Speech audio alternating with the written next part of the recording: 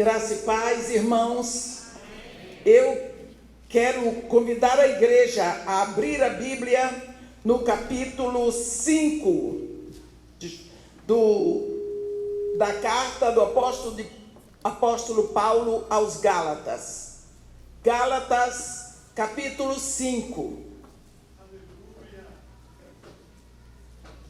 Onde está escrito assim a partir do versículo 16: Digo, porém, andai no Espírito, e jamais satisfareis a concupiscência da carne, porque a carne milita contra o Espírito, e o Espírito contra a carne, porque são opostos entre si, para que não façais o que porventura seja do vosso querer.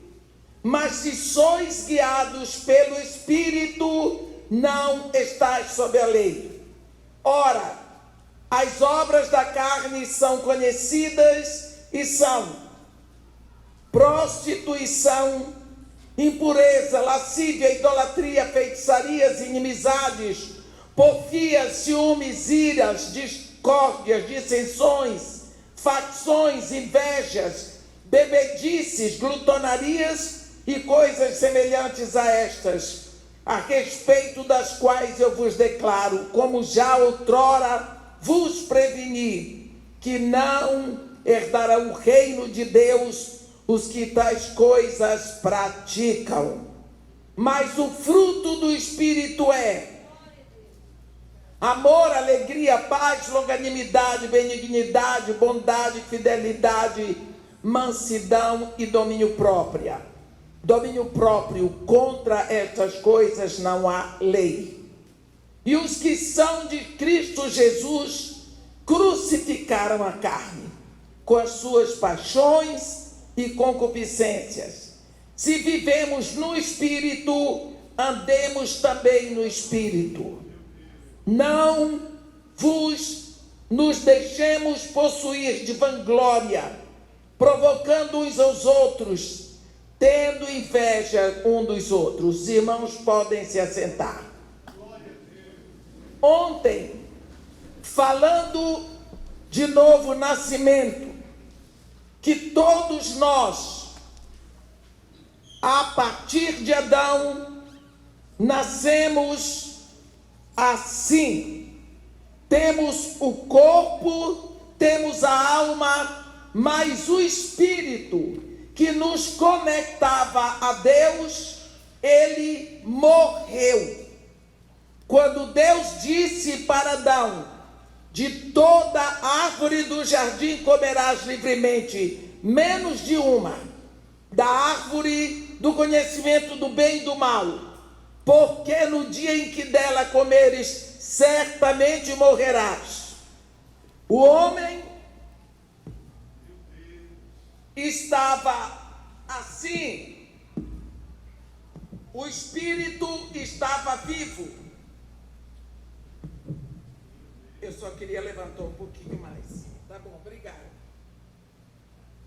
Aqui o homem tinha o corpo, e Deus não podia estar conectado ao homem pelo corpo, porque Deus não é corpo. O homem também tinha a sua alma, aí Deus não podia estar conectado ao homem pela alma, porque Deus não é alma. Então Deus deu a um espírito ao homem, porque Deus é espírito. Então agora Deus e o homem estão conectados pelo espírito do homem. O homem, conectado a Deus pelo espírito, se abastece em Deus, dirige a alma do homem e o corpo. No momento em que o homem desobedeceu a Deus, Deus disse para ele: se comeres, certamente morrerás. O homem comeu, o homem morreu. Mas a parte do homem que morreu foi o espírito. Exatamente aquela parte do homem que o conectava a Deus. criou-se um abismo imenso, intransponível entre o homem e Deus. Mas, a partir de Adão, meus irmãos, o homem é isso aqui. Ele é corpo e alma, carregando um defunto espiritual. A Bíblia diz que o espírito no homem morreu, mas não diz que o espírito desapareceu. O homem vai carregar em si a morte espiritual. Lembramos de quando Paulo diz: desventurado homem que eu sou, quem me livrará do corpo desta morte? Pense o que é você guardar um defunto dentro da sua casa. O mau cheiro que vai dar, as moscas que o mau cheiro vai trazer, o problema que você vai ter com a polícia. Você já pensou o que é guardar o próximo defunto? Defunto tem que ser exumado, defunto tem que ser enterrado. Mas nós carregamos um defunto. Bem, no momento em que o homem morreu espiritualmente, a alma não morreu, o corpo não morreu. Adão continuou vivo, pensando, trabalhando, fazendo tudo. Mas a alma do homem, que foi criada para ser dirigida pelo Espírito, ela seria uma alma espiritual. Agora ela diz: o que é que eu faço? O espírito está morto, mas eu tenho que ser dirigida por um espírito. Eu preciso de um espírito para me dirigir. Ela vai ser dirigida pelo espírito que está no mundo. Esse espírito que está no mundo se chama Satanás. Por isso, essa alma, que antes era uma alma espiritual, essa alma, ela se torna uma alma mundana, ou uma alma carnal, ou simplesmente carne. Quando a Bíblia fala de carne, ela não está falando do corpo, ela está falando de uma alma, de uma mente que se deleita nas coisas do mundo, não é?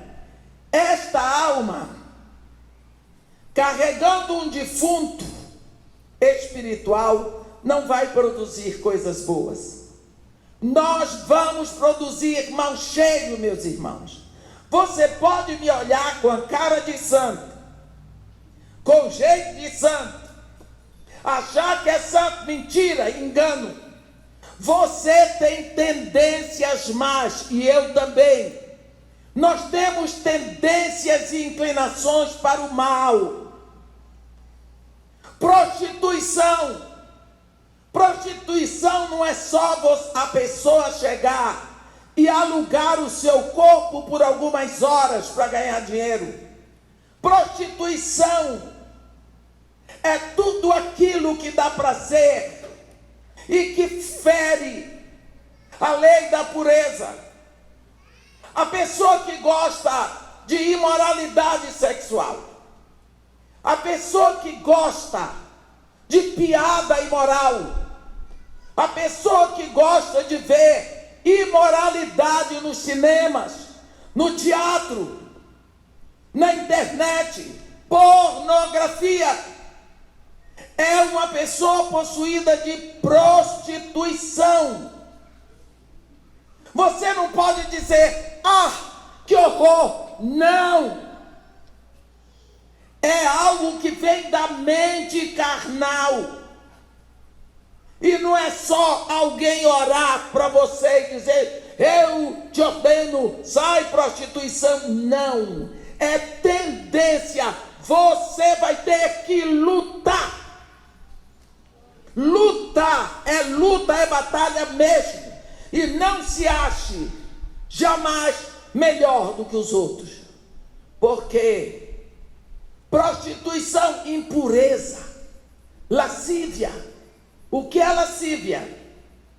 É quando você tem prazer em despertar desejos libidinosos nos outros.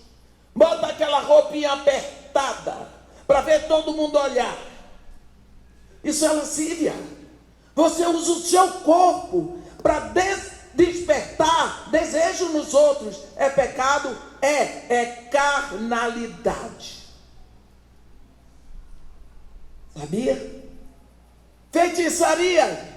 Feitiçaria é toda a tendência da nossa alma em buscar as coisas ocultas. Lá em Deuteronômio 29, no versículo 29, a Bíblia diz que as coisas reveladas são para nós e os nossos filhos, mas as coisas ocultas são de Deus. Quantas vezes nós gostamos de saber os mistérios ocultos de Deus? Hein? Vamos para o tarô, vamos para cartomante, vamos para o horóscopo, vamos no centro espírita, vamos sei lá onde é, fazer a leitura da mão, para saber o futuro. Hein? Você nunca foi? Eu já fui. Eu fiz o curso muito chique, sabe? Muito chique, de astrologia, na astrociência, para conhecer o futuro. Olha, totalmente carnalidade. Eu dou graças a Deus que Deus me arrancou de lá. Eu queria saber o que ia acontecer. Agora deixa eu lhe dizer uma coisa. E você que anda atrás de uma profeciazinha? É a mesma coisa. A pessoa se entrega a Jesus Cristo e vem para a igreja. Joga fora as cartas de tarô, não quer mais saber de horóscopo, não quer mais saber. Aí depois de 2 meses na igreja, ela descobre que tem umas irmãzinhas que se reúnem e o fogo cai. E eis que é daqui, eis que é dali, e todo mundo diz: o futuro não precisa você ir na igreja. Agora juntou a fome com a vontade de comer. Entrou o ocultismo. É tendência da carne. A nossa mente, longe de Deus, produz isso tudo. Idolatrias, inimizades, fofocas, dissensões. Aquela mania de achar que nós somos melhores do que os outros, os super santos, os super crentes. Isso tudo vem da mente carnal. Isso não é de gente santa. Nós precisamos saber no dia que você confessa Jesus, que você abre o seu coração. Você diz: Senhor Jesus, eu creio que o Senhor há quase 2000 anos foi lá na cruz e entregou sua vida por mim. Porque eu nasci separada de Deus. Eu carrego um defunto espiritual. E o Senhor veio para me comprar, para me dar vida. Eu me rendo ao Senhor. Eu me entrego ao Senhor. Eu lhe peço, seja meu dono, meu proprietário. Eu quero lhe pertencer. Ele diz: vem. Ele dá vida no seu espírito. Ele dá vida no seu espírito. E agora o seu espírito tem vida. Você nasceu. É o seu segundo nascimento, é o nascimento no espírito. Agora o espírito está vivo. Pensa o que vai acontecer. essa alma velha sua, que gostava de piada imoral, de imoralidade, gostava de saber o futuro, mentia, enganava, levantava falso testemunho, tinha inveja. Esta alma, você acha que da noite para o dia ela vai... Não. Ela vai resistir. Quantas pessoas eu conheço que dizem assim para mim: eu sou assim, acabou, eu sou assim. Eu fico olhando, porque eu tenho que ter cuidado. Eu não fui na cruz por aquela pessoa. Eu tenho que orar e esperar o momento.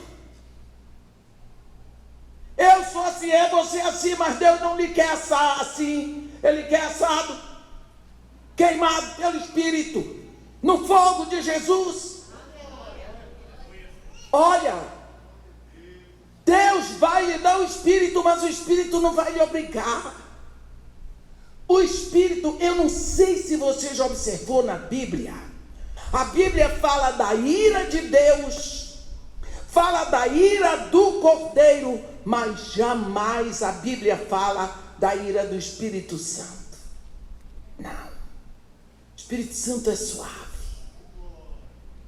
O Espírito Santo não obriga. O Espírito Santo não constrange, ele convence. Agora, pense, esse Espírito está novinho, nascido em conexão com Deus que é santo. Esta alma é aquela coisa horrorosa. Você acha que vai acontecer o quê? Isso aqui que nós lemos, que Paulo nos diz, versículo 17 de Gálatas 5. Porque a carne, que é a alma, que é a mente carnal, milita, guerreia contra o Espírito. E o Espírito contra a carne, porque eles são opostos entre si. A carne, diz o apóstolo, para nada serve, o Espírito é que vivifica. Porque o pendor, a tendência da carne, da mente carnal, é para a morte, mas do Espírito é para a vida e paz. Porque aquele que semeia, que produz na carne, da carne colherá corrupção, podridão. Mas o que se une ao Senhor é um Espírito com Ele. Então, você que está me ouvindo, eu só quero lhe fazer uma pergunta. Eu não quero constranger você. Eu quero que você pense onde está. Algum dia na sua vida, você gritou publicamente para Jesus: Senhor Jesus, eu creio no seu sacrifício na cruz por mim. Eu creio que o Senhor me comprou. Eu lhe pertenço. Eu sou sua propriedade. O Senhor é meu dono. Tome-me com o Senhor. Alguma vez você abriu a boca e proclamou isso em voz alta? Quem nunca fez isso, se quiser proclamar aqui na frente da igreja: eu estou aqui, eu vou lhe dar 2 minutos para vir aqui na frente. Se você quiser fazer isso hoje, porque com o coração se crê para a justiça, com a boca se confessa para a salvação. Vem fazer o que um dia eu fiz. Glória a Deus pela sua vida. Fala, minha filha, dá o teu testemunho, abre a boca, tira a máscara, fala, confessa. Tudo isso que eu disse, se você crê no seu coração, você crê que Jesus Cristo um dia foi na cruz por você? Eu creio, Senhor, que o Senhor é o meu Salvador Eu creio na obra redentora da cruz. Eu creio, Senhor, que o Senhor é o Deus que aviva o meu espírito, Pai. E eu creio, Senhor, na obra do Senhor. Eu te pertenço, o Senhor é o meu dono.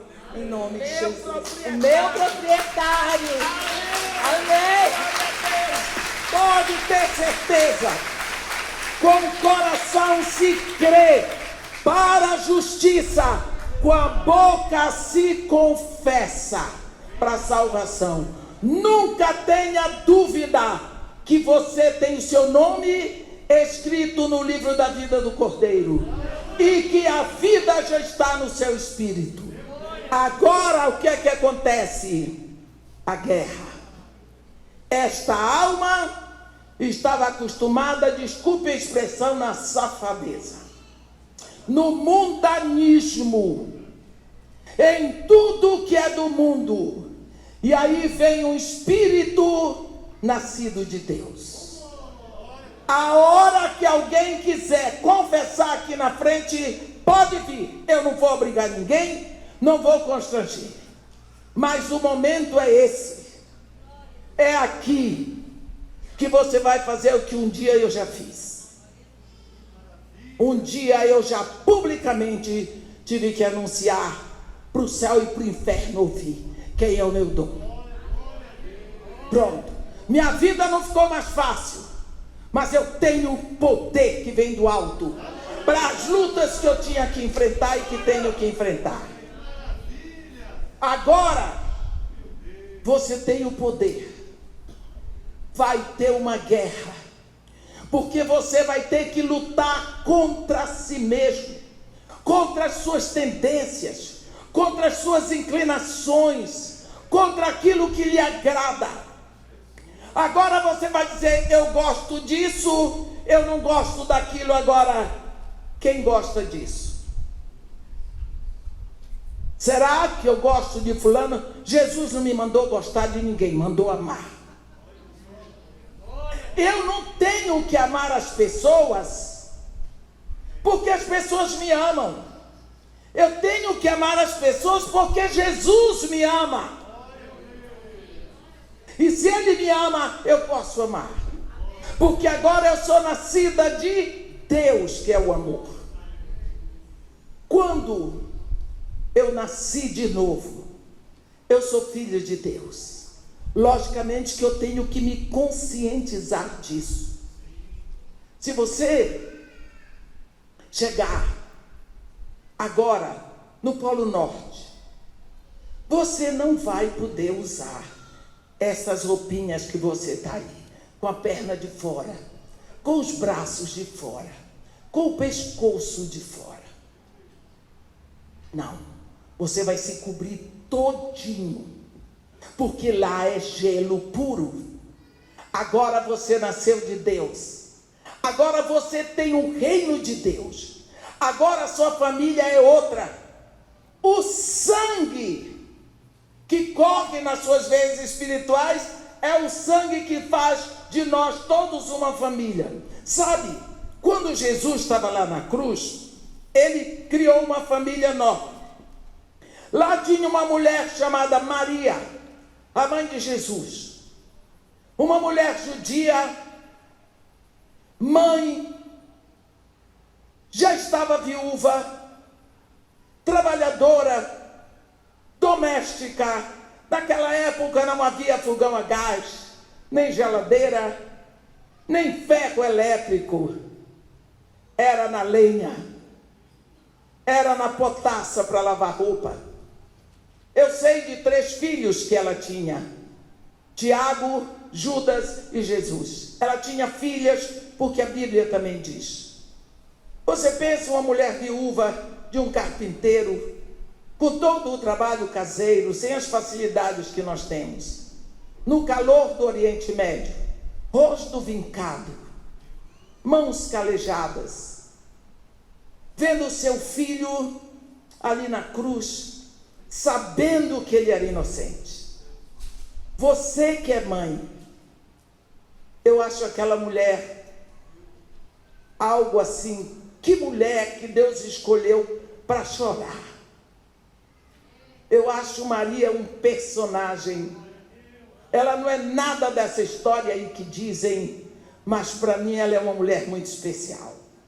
O anjo disse que todas as gerações a chamariam de bem-aventurada. Deus não ia botar o seu filho no ventre de uma doida, não é? Estava ali Maria, uma mulher pobre, sofrida. Ela estava sofrendo desde a véspera, ela não dormiu, ela não comeu, ela não descansou. Vendo seu filho agonizando numa cruz. Ela sabia de toda a história, o anjo falou com ela. Pobre. Tinha lá um discípulo, João. João era um rapaz de classe média. Ele era filho de Zebedeu, um homem que tinha uma companhia de pesca, ele tinha empregados. E ele, ali na cruz, sangrando e morrendo, ele disse: mulher, isso é uma forma carinhosa, respeitosa e honrosa de se dirigir a uma mulher. Mulher, eis o teu filho. Filho, eis a tua mãe. Ele estava como filho primogênito, passando a autoridade, o dever dele de cuidar da viúva para João. Ali ele começou uma família na cruz que não dependia do sangue que corre nas veias do corpo. É uma família unida pelo sangue dele. Ali na cruz começa uma família unida pelo sangue dele. Por isso, eu posso lhe chamar de irmão, eu sendo negra e você sendo branco. Por isso você pode chamar de irmão o seu empregado, sendo ele pobre e sendo você rico. Por isso nós podemos saber que somos irmãos, porque nas nossas veias espirituais clama um só sangue. É a mesma genética. É a genética que vem do céu. Porque nós somos gerados no mesmo sangue. Nós somos gerados em Cristo. Então daí é a nossa genética. Quando nós nascemos de novo, nós não perdemos na hora as nossas tendências, as nossas inclinações, os nossos maus desejos. Continuamos, mas temos que lutar. O apóstolo Pedro diz que nós devemos tomar toda a nossa diligência. Meus irmãos, é uma batalha. É uma batalha horrível. Para você não fazer o que é da sua vontade, mas fazer o que é da vontade dele. Eu me lembro de dizer para Jesus: Senhor Jesus, eu estou com tanta vontade de fazer isso. Eu não vou fazer só por causa do Senhor. Mas se fosse por minha causa, eu faria. Se eu pudesse pedir licença ao Espírito Santo para não ver, eu ia fazer. De tanta raiva. Natureza pecaminosa. Eu me lembro de uma vez que eu estava numa luta muito grande. Muito grande. Meu marido morreu. E depois de um mês eu vim saber que o homem me traía. Ia fazer 25 anos de casado, não sabia. Eu tive tanta vontade que ele ressuscitasse para eu matar.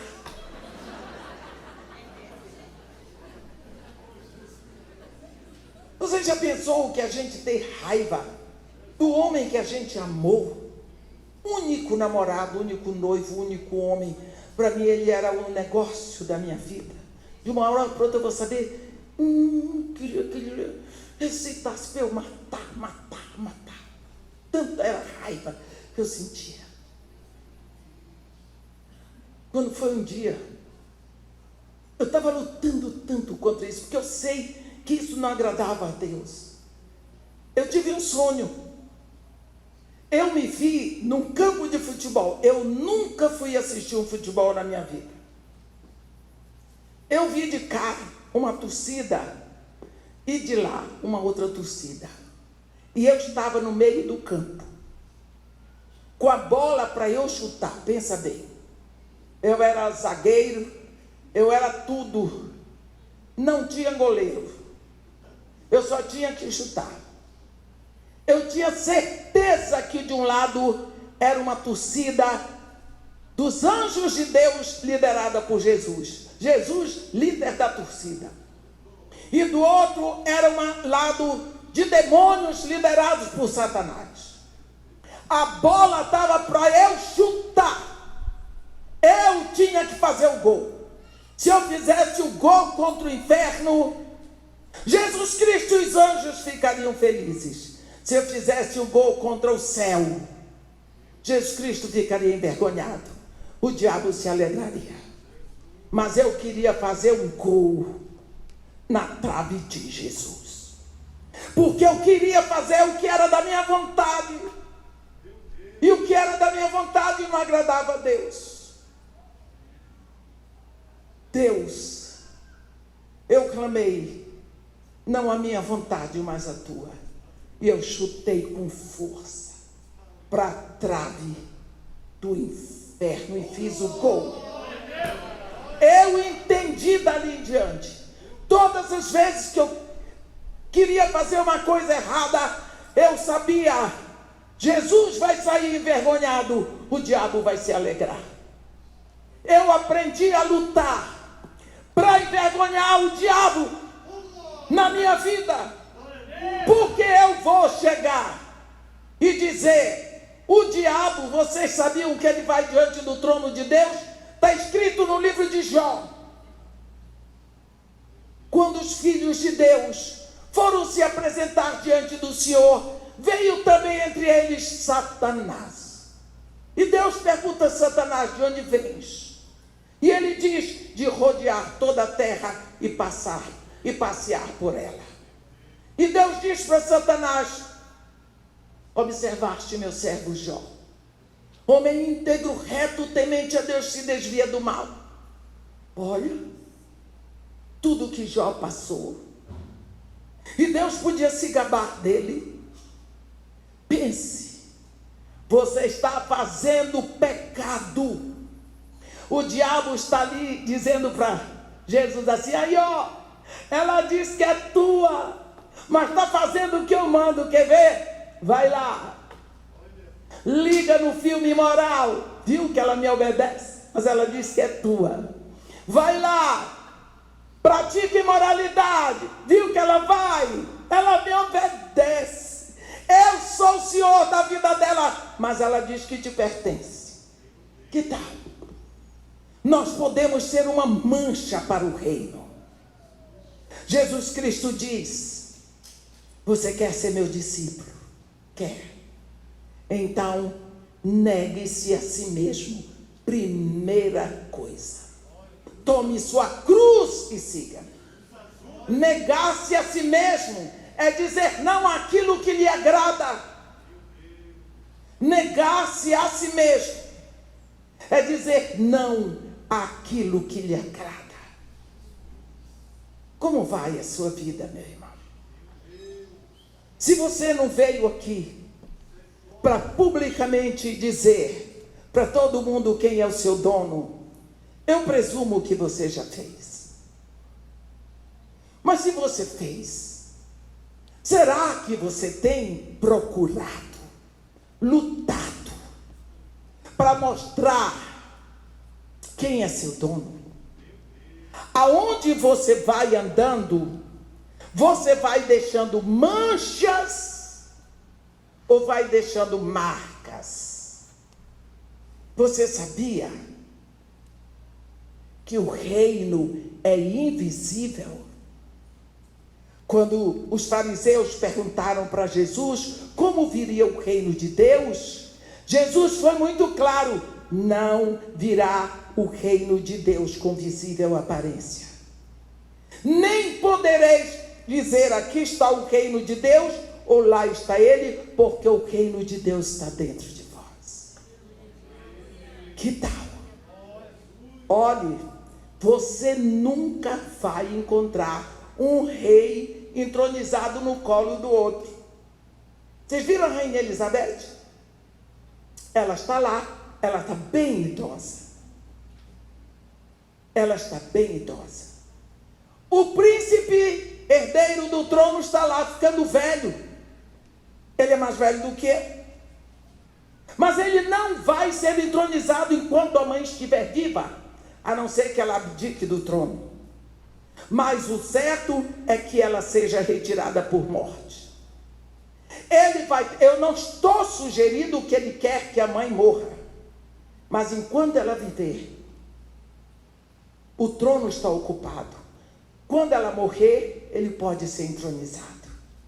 Para que o rei seja entronizado, é preciso que o trono esteja vazio.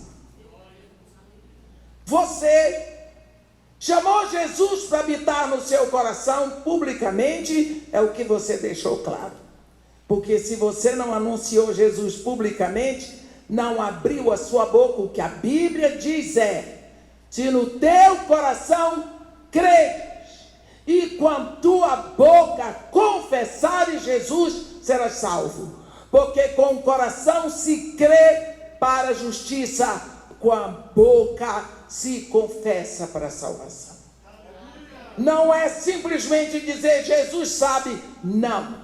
A Bíblia diz que você tem que falar, confessar. Você diz assim: não, eu já chamei Jesus para habitar no meu coração. Como é que Jesus vai ser entronizado no seu coração? O seu ego está sentadão lá. O seu ego. Eu gosto disso, eu não abro mão disso, eu tenho direito a isso, e isso tem que ser como eu quero, eu. O seu ego está entronizado.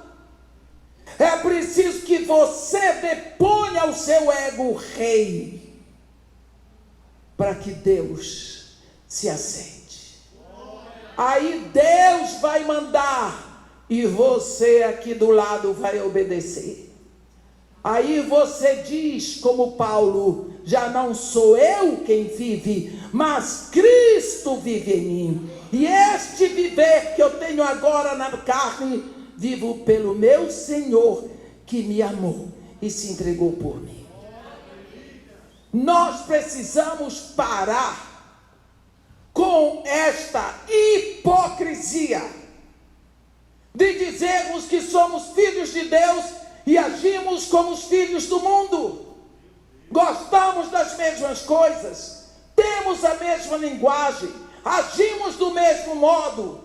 Aonde está Cristo nas nossas ações? Como as pessoas vão ver Jesus em você? Como? Você vai a um retiro pregar. Eu dei tanta graças a Deus que tem 2, 3 anos que eu não prego retiro de carnaval, porque eu não aguento mais. Lá vou eu pregar retiro de carnaval. Sempre vão para um lugar que tem piscina. Aí você vê as moças cristãs com aqueles pedaços de trapo, mal cobre o corpo. Se você botar a santa e a prostituta, você não sabe qual das duas é filha de Deus. No retiro, vai fazer o quê? O que é isso? Mas nós temos que engolir isso na igreja. Por quê? Eu não sei por quê. Mas eu dou graças a Deus que não me deu o chamado para ser pastora. Porque senão a minha igreja só ia ter cadeira vazia. Porque eu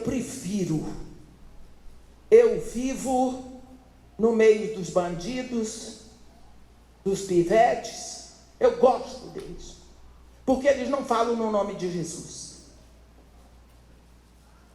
Mas como é que se faz? Como é que você pode servir com uma mão a Deus e outra ao diabo?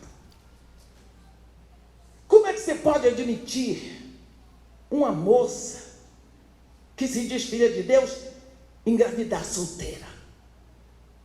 Hein? Isso se tornou uma tônica na igreja.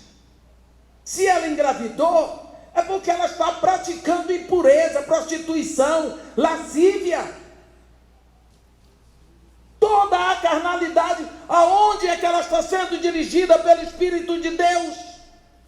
Fez tudo escondido de quem? De quem? Nós precisamos abrir os nossos olhos. Nós estamos lidando com Deus. Nós estamos nas últimas horas. Se nós nascemos do Espírito, nós precisamos viver no Espírito. Paulo diz aqui no versículo 18: mas se sois guiados pelo Espírito, não estais no império da carne. Como é? Qual a nossa situação hoje? A carnalidade está na nossa vida. Achamos que alguém vem, impõe as mãos e ora, e agora está tudo bem? Não, você vai ter que fazer o seu esforço. A salvação nos é dada de graça, mas o reino se ganha com esforço. Quantas vezes se fala de libertação? Meus irmãos, quando esse espírito em nós estava morto, no momento que nos rendemos e nos entregamos a Jesus Cristo, proclamamos que Ele é o nosso dono, nosso proprietário, nosso Senhor. Ele dá vida nesse espírito e nos conecta com o Pai. Somos filhos de Deus. Agora vai começar um processo de libertação. Libertação não é assim: eu oro por você, você está... Não. Jesus Cristo diz assim: se, olhe bem, se as minhas palavras permanecerem em vós, sereis verdadeiramente meus discípulos. E como meus discípulos, conhecereis a verdade, e a verdade vos libertará. Então é a verdade, que é a palavra de Deus, que nos liberta. Não é simplesmente fazer uma oração de libertação e vai, não. A libertação começa e é contínua. Vou dizer uma coisa para você.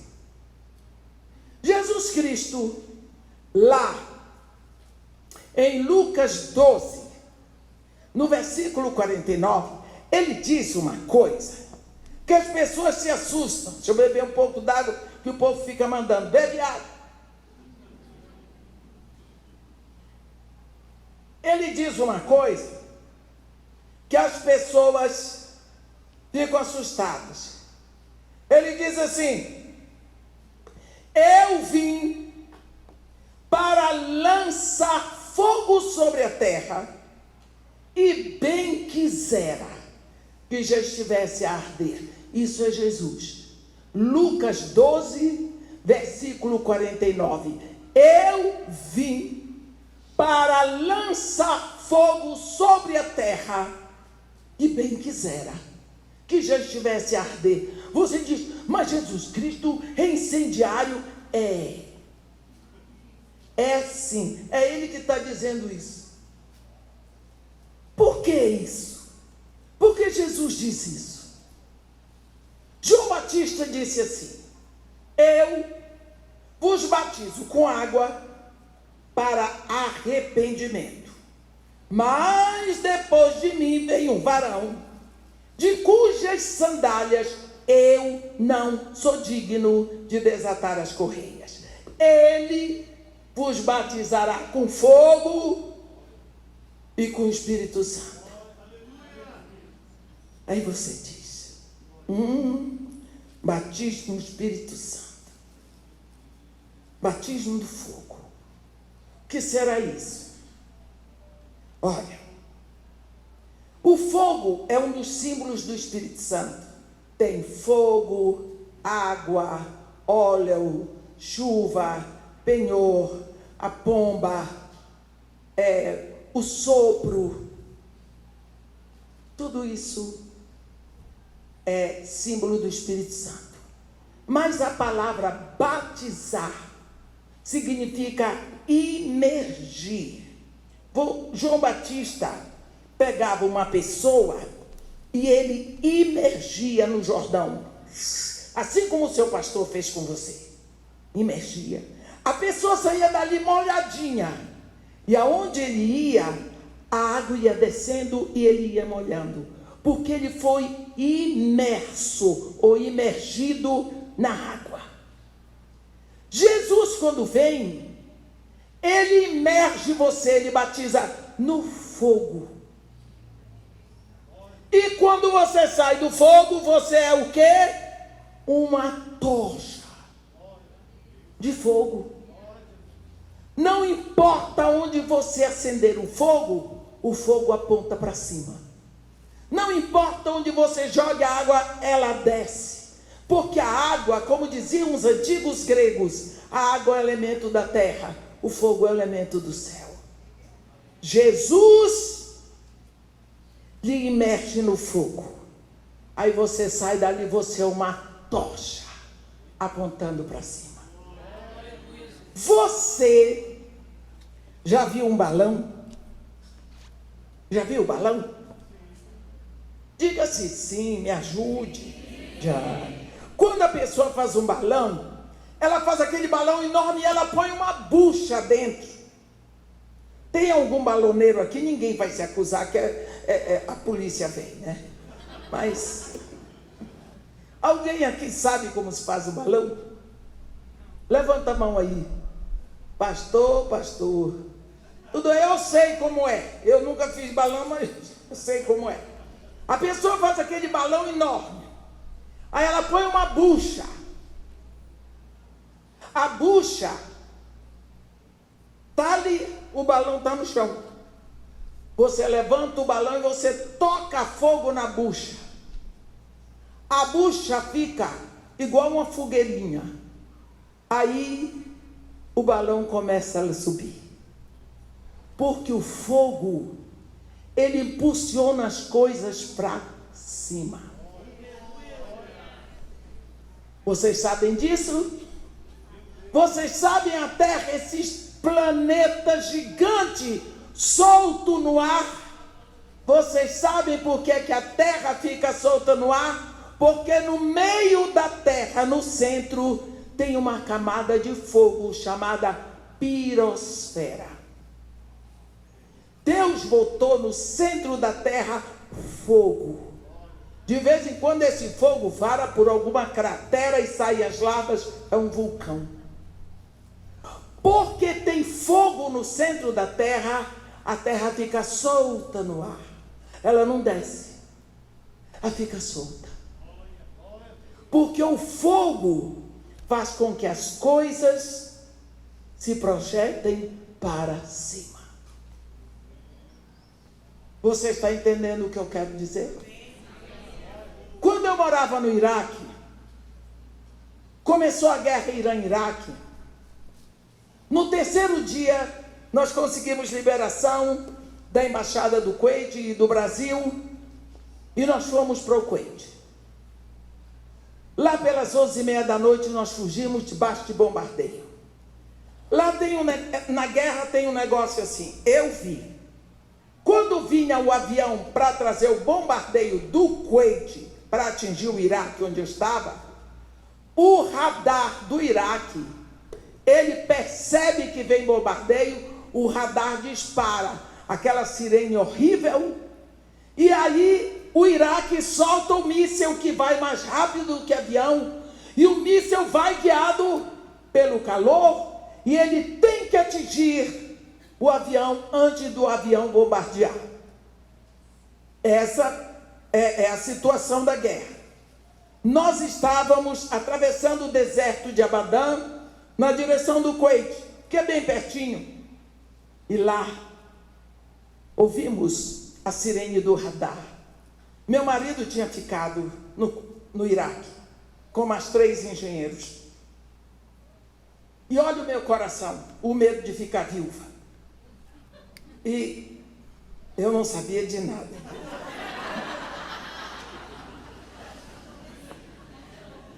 Né?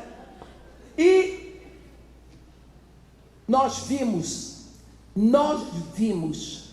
o míssil iraquiano atingir o avião iraniano. Aquela explosão era quase meia-noite. A meia-noite se transformou em meio-dia. Aquele clarão imenso, aquele avião explodiu, encheu o céu de pedacinhos de fogo, pareciam estrelas. Um espetáculo belíssimo, fogo. O avião, aquela bola incandescente, parou no ar. Parece que parou por um século. Parou. E depois veio caindo pouco a pouco. O fogo tornou o avião leve. Toda aquela fuselagem de um bombardeiro ficou leve por causa do fogo.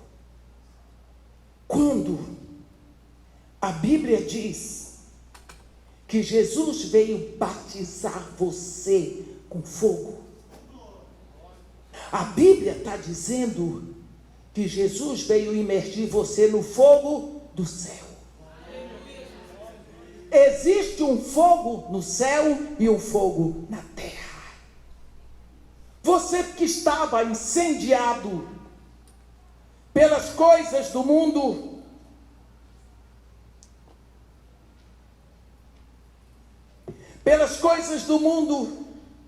incendiado pelo ódio, incendiado pelos desejos sexuais, incendiado pela ira, incendiado pela inveja, incendiado pelo ciúme, incendiado pelo desejo das riquezas materiais, incendiado pela injustiça, incendiado pela mania de julgar os outros. Você vive incendiado pelas coisas deste mundo. Jesus vem lhe incendiar com o fogo do Espírito. E este fogo da terra, das paixões, ele lhe puxa para a terra, porque é o fogo daqui. Mas quando Jesus batiza você no fogo dele, ele puxa você para cima. E ele vai tirando você daqui pouco a pouco. E você pouco a pouco, sem perceber, você começa a desprezar as coisas da terra. Você começa a não querer mais.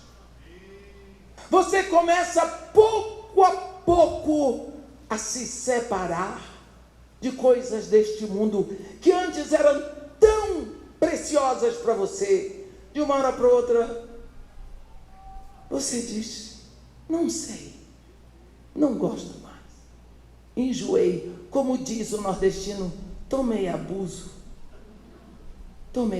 Por quê? Porque ele lhe batizou no fogo dele. Ele incendiou você. Você vai ficando cada vez mais distante das coisas deste mundo. Você ainda está no mundo, mas você está distante das coisas do mundo. Como o povo de Israel, que estava no Egito, mas já não era do Egito. Assim ele vai nos tirando pouco a pouco, e à medida que nós vamos sendo tirados, nós vamos sendo libertos. Pouco a pouco. Isso se dá pela ministração da palavra de Deus e pelo Espírito Santo. O Espírito age pela palavra de Deus. Ele diz: estas palavras que eu vos digo são espírito e são vida. Todas as coisas Deus criou pela sua palavra. E sem a palavra, sem o verbo, nada do que foi feito se fez. Se a igreja está hoje tão indiferente, é porque nós temos falhado no ensino e na pregação da palavra. Menos se prega a palavra. Sabe, tem na Bíblia uma mulher chamada Jezabel. Ela era uma mulher, uma princesa, inteligentíssima, filha do rei do Tiro, não é? Ela era sacerdotisa, profetisa de Baal. Ela era uma princesa fenícia. Da Fenícia, hoje o nome da Fenícia é Jordânia. Estive lá em novembro. Houve um casamento político entre ela e Acabe, que era rei de Israel. Quando ela casou com Acabe, ela vai para Israel com um único sonho. O sonho dessa mulher era implantar o culto a Baal. Para isso ela tinha que acabar com o culto ao Deus de Israel. Essa mulher entrou em Israel com tudo o que o capeta tem. Mas ela era inteligente. Ela pensou: como eu posso fazer esse povo se converter a Baal? Só tem um jeito. Eles não vão poder mais ouvir a palavra de Deus. E como é que eu faço para eles não ouvirem a palavra de Deus? Eu vou ter que matar os profetas. Porque profeta só prega a palavra de Deus. E como é que eu faço para calar a boca dos profetas? Eu vou matar. Porque profeta de Deus só para de falar a palavra de Deus morto. Então ela ordenou a morte de todos os profetas de Deus. Interessante, né? Jezabel sabia que o povo que não ouve a palavra de Deus, ele vai deixando Deus pouco a pouco. Eu vou dizer para você, hoje menos e menos se prega a palavra de Deus. Se prega tudo, fala-se tudo, mas a palavra que está escrita na Bíblia prega-se cada vez menos. O que acontece? Uma igreja indiferente, ignorante do Evangelho. Meus irmãos, se nós queremos libertação, se nós queremos cura, nós precisamos ir na palavra. Há um momento, no dia da ressurreição, 2 discípulos iam a caminho de Emaús. E eles iam reclamando. Aqueles 2 discípulos, eles tinham deixado a aldeia deles fazia 3 anos, dizendo que Jesus, o Nazareno, era o Messias de Israel. Na aldeia deles ninguém acreditava. Eles largaram família, eles largaram trabalho, eles largaram tudo para seguir Jesus. Agora, mas eles achavam que Jesus seria o Messias de Israel, que ele devolveria a Israel a autonomia que Israel teve nos dias de Davi, que ele venceria o Império Romano e a ditadura dos Herodes, mas Jesus Cristo não fez. Então eles iam arrebentados de volta para casa, decepcionados, humilhados, reclamando, amargos, sangrando por dentro, com vergonha de voltar. Quebramos a cara. Vocês estavam certos. Perdemos nosso tempo. Eles iam reclamando. Nisso Jesus aparece entre eles e diz: que palavras são essas que caminhando trocais entre vós? E um deles era o mais falante, Cleofas, diz para ele: vai dizer que você não sabe? Que você é o único que, tendo estado em Jerusalém esses dias, não sabe das últimas novidades? Jesus quais? Jesus Nazareno,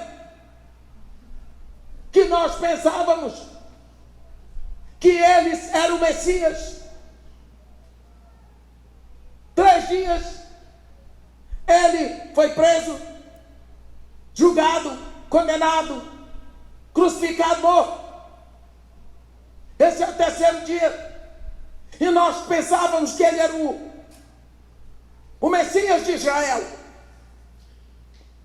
Chamaram logo Jesus de alienado, né? E Jesus disse para eles: honestos e tardios para entender. Sabe o que foi que Jesus fez? A Bíblia diz que Jesus começou por Moisés, passando por todos os profetas. Sabe, meus irmãos, Jesus não pregou. Jesus foi pegando versículos que estavam escritos nessa Bíblia que você tem na sua mão.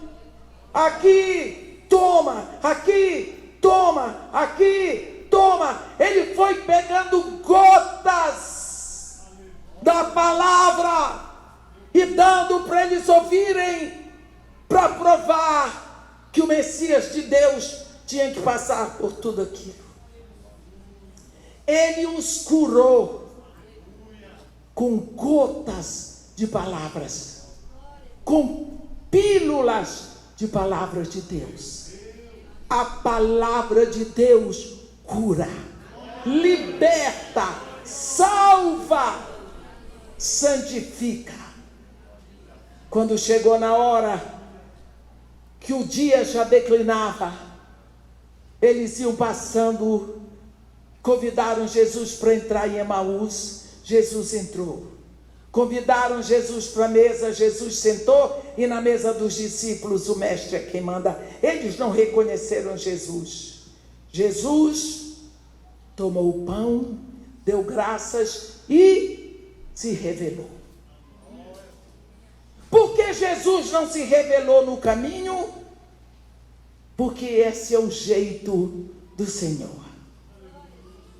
Ele se revela a quem se assenta com ele. Assente-se com ele 5 minutos por dia, só com ele. 10 minutos se for possível. No início ele fica bem quietinho, depois ele começa aí indicando coisas para você.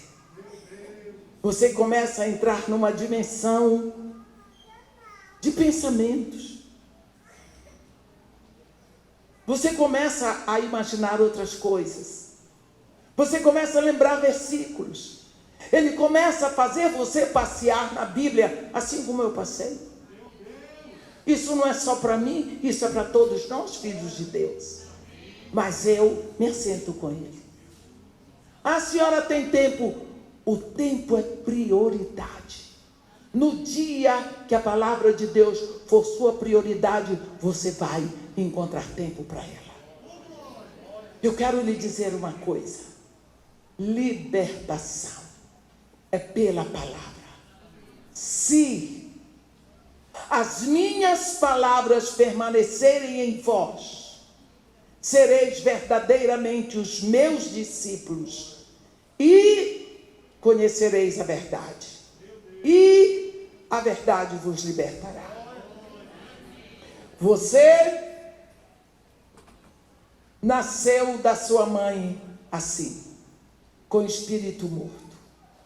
Um dia você ouviu a palavra da verdade, o evangelho da salvação, você creu, se rendeu a Jesus Cristo e Ele deu vida no seu espírito. Agora você tem um espírito vivo de Deus e uma carne, que é uma mente viciada nas coisas do mundo. O espírito lhe chama para Deus, a carne lhe chama para o inferno. E você gosta mais das coisas do mundo do que das coisas de Deus. Vai haver uma batalha árdua. Não seja um perdedor. O que vai lhe ajudar? A palavra, o clamor, a oração, a fé.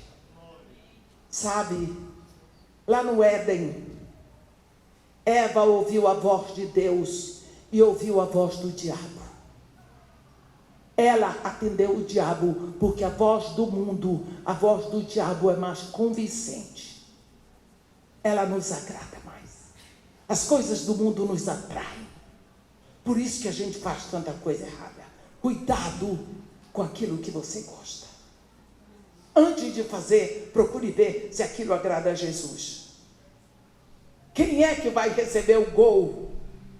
É o time do capeta ou o de Jesus? Pense nisso. Agora, a sua vida vai ser uma batalha. Amém? Você disse amém sem pensar. Você devia dizer, não quero. Vamos ter que lutar, meus irmãos. E a luta não é agradável, mas é pelo Espírito que nós vamos crescendo e sendo fortalecidos. Amanhã vamos falar mais dessa luta. Que Deus nos abençoe e nos guarde. Eu quero orar pelos irmãos.